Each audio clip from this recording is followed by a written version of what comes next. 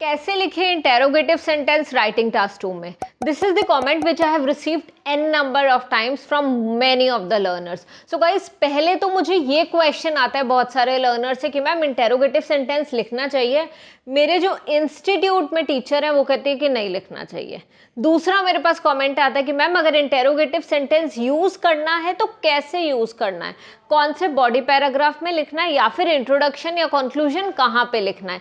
तीसरा होता है कि लिखना है तो क्या इंटेरोगेटिव सेंटेंस लिखना है, एग्री डिसएग्री ऐसे में, प्रॉब्लम सॉल्यूशन ऐसे में. तो आज इस वीडियो में मैं आपको इन तीनों क्वेश्चंस के आंसर दूंगी डिटेल में. Hi, I am Sonam Sandhu from IELTS made easy. And अगर आपको मेरा पढ़ाने का तरीका थोड़ा सा भी अच्छा लगता है तो प्लीज वीडियो को जल्दी से जाके लाइक कर देना एंड चैनल को सब्सक्राइब कर लेना. Guys, this is the only sort of appreciation that we get from the learners. And जब आप अप्रिशिएट करते हो या कोई कमेंट करते हो या फिर लाइक करते हो वीडियो को, तो उससे और ज़्यादा मोटिवेशन मिलती है अच्छा कंटेंट प्रिपेयर करने की. तो स्टार्ट करते हैं.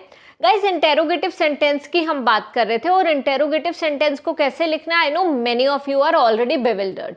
सो सबसे पहले बात करते हैं कि इंटेरोगेटिव सेंटेंस यूज करना चाहिए या नहीं करना चाहिए. आई नो आप में से बहुत सारे लर्नर्स ऑलरेडी इंस्टीट्यूट्स में पढ़ रहे हो, बट फिर भी आप मेरी वीडियोस देखने आते हो. क्यों देखने आते हो? क्योंकि वहां पे आपके डाउट्स क्लियर नहीं होते हैं. So I would just say one thing यार, कि follow one at a time. देखो, अगर आप वहां पे उन्हें फॉलो कर रहे हो तो you follow them blindly, but if you do not trust them blindly और या फिर आपको लगता है कि उनकी नॉलेज एट पार नहीं है, तो you need to follow one.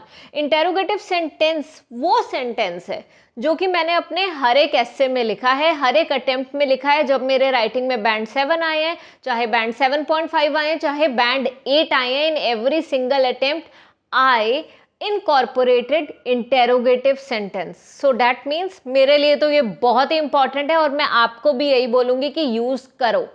इसमें एक और बात आ जाती है यार, बहुत सारे लर्नर्स हैं जिनका अभी बैंड लेवल खाली 5 या 5.5 है. तो अगर आप लोग इंटेरोगेटिव सेंटेंस यूज करते भी हो और गलत तरीके से कर देते हो तो उसका कोई बेनिफिट नहीं होता आपको, उससे एक नेगेटिव इम्पैक्ट जाता है एग्जामिनर के ऊपर. इसीलिए मैं आपको रेकमेंड करूंगी कि अपना ग्रामर का लेवल इस बेस तक ले आओ कि इट शुड बी अबव 6, है ना, या फिर इंटरमीडिएट लेवल पे होना चाहिए, so that you will get to know where exactly you need to put an interrogative sentence or how do you need to write it for a particular essay type. So इसीलिए जब भी कुछ use कर रहे हो तो just don't copy and paste from any examiner or from any structure. थोड़ा सा ब्रेन यूज करो और सोचो कि वहां पे क्वेश्चन की डिमांड क्या है, उसी के अकॉर्डिंग क्वेश्चन ऐड करो. ठीक है, अब हम बात करते हैं हमारे सेकंड क्वेश्चन की कि मैम इंटेरोगेटिव सेंटेंस यूज करना चाहिए या नहीं. ये मैं ऑलरेडी बता भी चुकी हूँ कि करना चाहिए, बिकॉज इसी के बेसिस पे स्कोर आता है. बट खाली इंटेरोगेटिव सेंटेंस पूरे एस्से में है और बाकी सारे एस्से में सिंपल सेंटेंसेस है, that will be a thumbs down.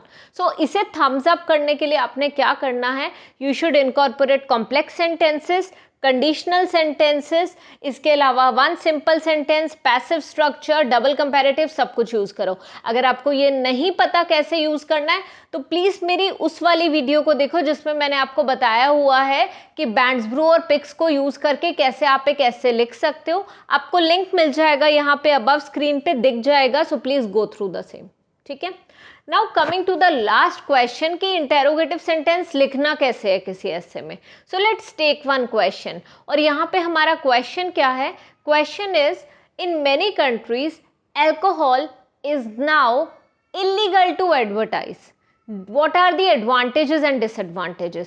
So let's say हम बॉडी पैराग्राफ 2 की बिगिनिंग कर रहे हैं. कभी भी बॉडी पैराग्राफ 1 में इंटेरोगेटिव सेंटेंस मत ऐड करो, हमेशा बॉडी पैराग्राफ 2 की बिगिनिंग में ऐड करो. And you have already got to know कि ये पर्टिकुलर क्वेश्चन में एडवांटेजेस एंड डिसएडवांटेजेस पूछे हैं.